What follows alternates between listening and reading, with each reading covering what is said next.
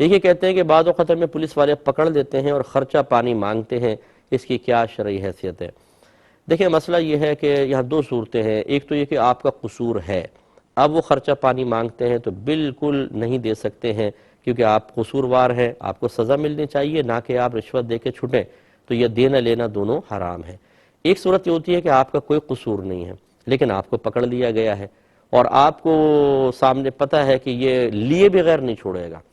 اور اگر میں نہیں دوں گا تو ہو سکتا ہے بڑا نقصان پہنچا دیں، مجھے تھانے میں بند کر دیں اور کوئی مجھ پہ جرمانہ لگا دیں، جھوٹے ہی مطلب کوئی بات لکھ کر اور زیادہ مجھ پر تاوان لازم کر دیں، تو ایسی صورت میں پھر رشوت دینا جائز ہے، لینا ان کا اب بھی حرام ہی رہے گا۔ اس لیے یہ اچھی طریقے سے یاد رکھیں کہ ہمیں اپنے طور پر تمام اپنے کاغذات کمپلیٹ رکھنے چاہیے، قانون کو فالو کرنا چاہیے، پھر بھی اگر کوئی ہمیں تنگ کرتا ہے تو پھر یہ اس کے اوپر وبال ہے، ہم پر نہیں۔ لیکن جب ہم خود ہی شرارت کر رہے ہوں، لائٹیں صحیح نہیں ہیں، بیک لائٹ خراب ہے، ہیلمٹ پہنا نہیں ہوا اور لہرا لہرا کے چل رہے ہیں اور کانوں کے اندر ہینڈ فری لگایا ہوا ہے، گانے سن کے چلا رہے ہیں اور سگنل توڑ کے نکل رہے ہیں اور پھر رشوتیں دے دے کے چھوٹ رہے ہیں، تو یہ لینا دینا دونوں ہی گناہ کا کام ہوگا۔ ایک یہ کہتے ہیں کہ چوری کی بجلی سے لائٹنگ وغیرہ کر کے پھر 12ویں میں خوشی منانا، اس کی کیا شرعی حیثیت ہے؟ دیکھیں پہلی بات تو یہ کہ یہ بعض چیزیں بہت زیادہ معاشرے میں عام کر دی جاتی ہیں، حالانکہ حقیقت ان کی نہیں ہوتی ہے، تو اس طرح ہر جگہ نہیں ہو رہا۔ میں خود جانتا ہوں بہت سارے لوگ ماشاءاللہ کنڈا ڈالتے ہیں اور یا پھر وہ میٹر وغیرہ کے اندر سیٹنگ کرتے ہیں اور پے کرتے ہیں، اس کے باقاعدہ میٹر لگائے جاتے ہیں اور اس پہ پھر جتنا اضافی خرچہ ہوتا ہے وہ دیا جاتا ہے۔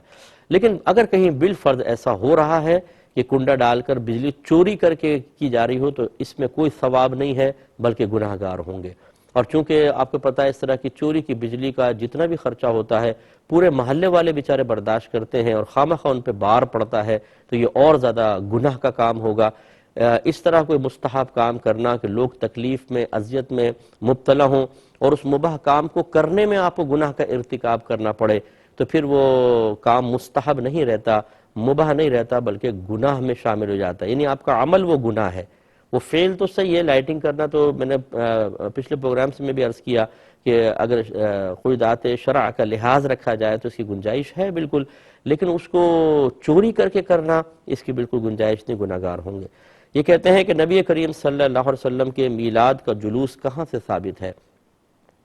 اچھا دیکھیں بہت سی چیزیں ایسی ہوتی ہے کہ اس میں ہر چیز میں ثبوت مانگا جاتا ہے، اور بہت سے کام ہزاروں کر رہے ہوتے ہیں اس کا کوئی ثبوت نہیں مانگتے۔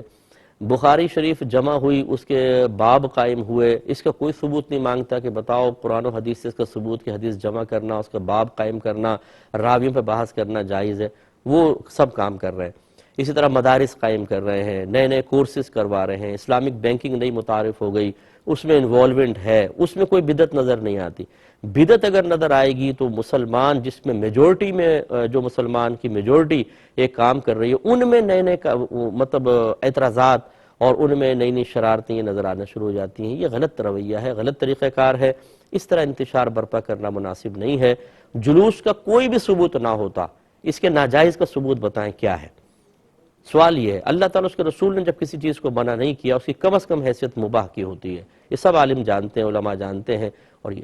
اگر کوئی کہے نہیں جی تو دین کا حصہ بنا لیا، دین کا حصہ کس نے بنایا؟ دین کا حصہ بننے کا مطلب کیا ہے آپ کو پتہ ہے؟ کسی چیز کو فرض یا واجب قرار دینا، اس طرح کہ اگر نہیں کرو گے تو گناہ گار ہوگے۔ کون جلوس کے بارے میں ایسا عقیدہ رکھتا ہے یا نظریہ رکھتا ہے؟ ایسا کچھ بھی نہیں ہے۔ تو یہ نبی کریم صلی اللہ علیہ وسلم کے جلوس کی یاد تازہ کی جاتی ہے۔ آپ مکہ المکرمہ سے مدینہ منورہ تشریف لائے، جھنڈوں کے ساتھ آپ تشریف لائے ہیں، بچیاں آپ کے منقبت پڑھ رہی تھیں، آپ کے ترانے خوشی میں گا رہی تھیں، سرکار کے نعرے لگ رہے تھے، لبیک یا رسول اللہ، لبیک یا رسول اللہ، مرحبا یا رسول اللہ کے نعرے تھے، صحابہ کرام سرکار کے پیچھے تھے، سرکار جلوہ افروز تھے۔ یہ بالکل حیت ایسی ہے کہ جو آج کل آپ جو جلوس دیکھتے ہیں یہ بالکل دونوں سیم آپ کو نظر آتے ہیں، گویا کہ جو نبی کریم صلی اللہ علیہ وسلم جلوس کی شکل میں مدینہ منورہ میں داخل ہوئے تھے، آج مسلمان اس جلوس کی یاد تازہ کرتے ہیں اور اس کی مشابہت اختیار کرنے کی کوشش کرتے ہیں۔ بتائیے اس میں حرج کیا ہے؟ محبت میں کر رہے ہیں، پیار میں کر رہے ہیں، کوئی غلط کام تو نہیں کر رہے نا؟